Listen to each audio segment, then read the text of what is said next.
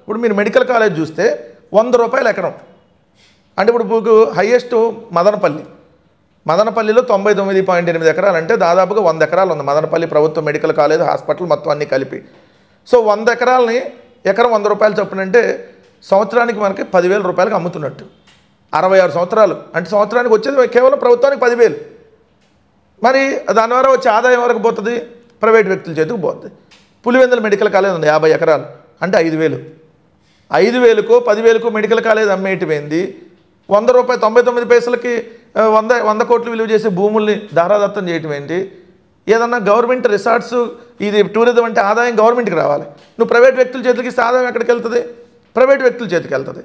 So ఇట్లా అన్నీ ప్రభుత్వానికి సంబంధించి అన్నీ ప్రభుత్వానికి వచ్చే ఆదాయం అంతా, ప్రభుత్వానికి రావాల్సిన ఆదాయం కానీ వస్తున్నటువంటి ఆదాయాన్ని మొత్తాన్ని ప్రైవేట్ వ్యక్తుల చేతికి అప్పచెబితే ప్రభుత్వానికి రాదుగా సంపద.